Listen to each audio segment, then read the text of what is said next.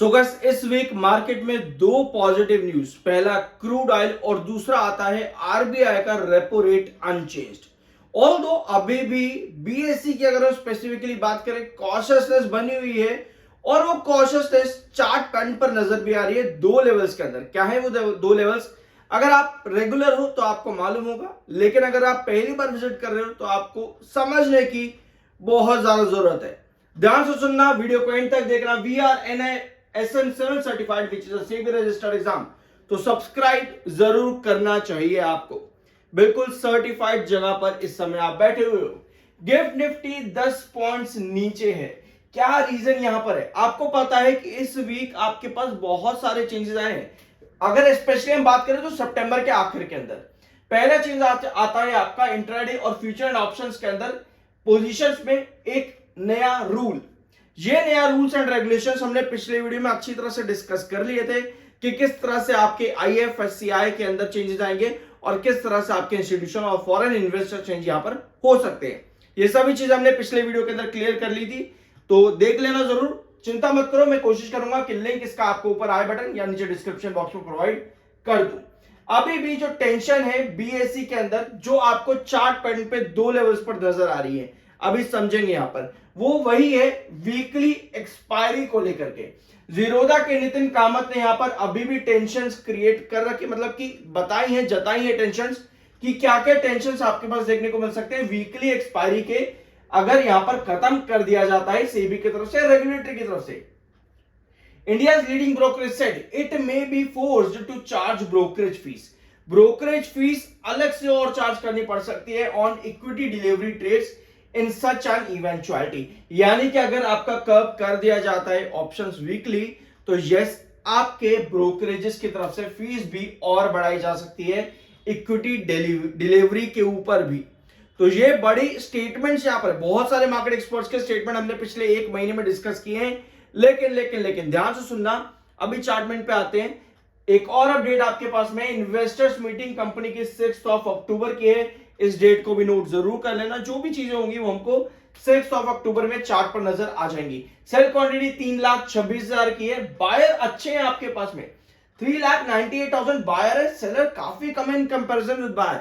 उसके बावजूद भी आपको तेजी नहीं दिख रही, फ्लैट है आज के दिन, फ्लैट है, लेकिन रेंज आपकी बनी हुई है। टेक्निकल पॉइंट ऑफ व्यू पे 35.8 का एमओ5, 39.3 का आपका RSI, टेक्निकल्स स्टिल न्यूट्रल है। अब आते हैं आपके चार्ट पे। रेंज, दो लेवल्स बहुत ज्यादा क्रूशियल है आपके बीएसई लिमिटेड के अंदर। कौन कौन से वो दो लेवल हैं? पहला आता है आपका 2100, ये तो है ये 2100 ये वाला, और अगला आता है आपका 2050।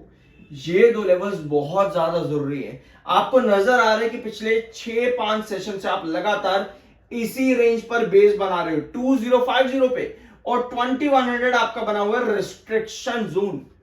रिस्ट्रिक्शन जोन यानी आपको कहीं ना कहीं बीएसई लिमिटेड थोड़ा सा कॉशियस नजर आ रहा है। नेगेटिव नहीं है, नेगेटिव अभी नहीं है। नेगेटिव तब होगा जब या तो भैया आपका मार्केट पूरी तरह से धराशायी हो जाए, ऐसी कंडीशन में नेगेटिव हो जाएगा। या फिर जो मार्केट एक्सपर्ट्स बार बार स्टेटमेंट दे रहे हैं कि सेबी एक्सपायरी अगर लेकर के आ जाती है, सेबी एक्सपायरी जो कि वीकली पर है, अगर ये इंप्लीमेंट हो जाती तब हम कहते हैं कि भैया आप नेगेटिव हो जाते, क्योंकि मार्केट एक्सपर्ट्स वहां पर बहुत नेगेटिव है। तो अभी आप नेगेटिव नहीं हो बीएसई में, अभी आप सिर्फ और सिर्फ क्या हो, अभी आप सिर्फ कॉशियस हो। और वही कॉशियसनेस पिछले 5 सेशन में आपको यहां पर चार्ट पर नजर आ रही है कि आप 2050 के बार बार स्टेबल हो रहे हो। आज के दिन भी 2050 का लगभग आपका लो है।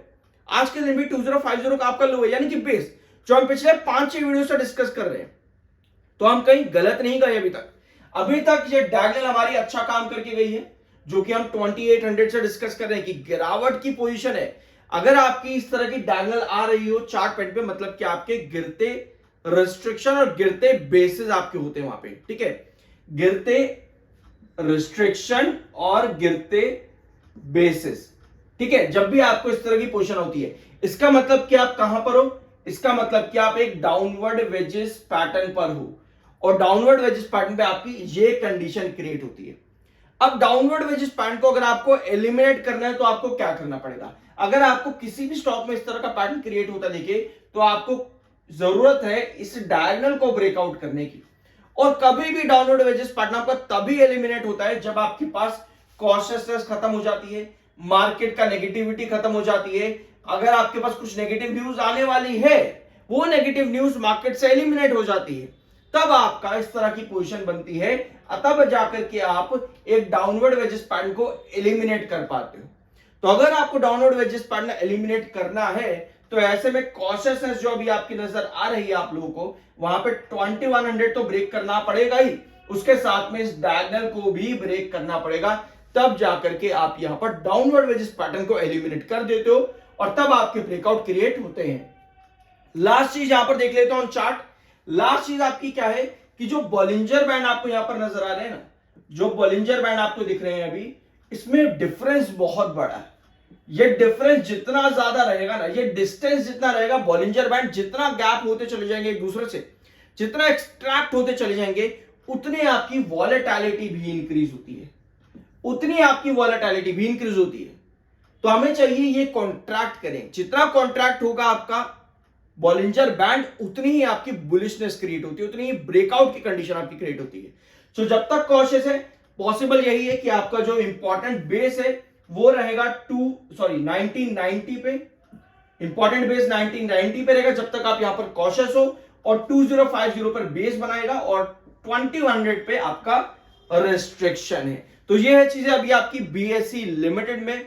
बाय सेल की कोई रिकमेंडेशन नहीं, वो आपकी अपनी मर्जी और अपना ओपिनियन होना चाहिए। वी आर NISM 7 सर्टिफाइड, तो सब्सक्राइब के बिना मत जाना। आई होप कि वीडियो आपको पसंद आया होगा। मिलता अगले वीडियो में।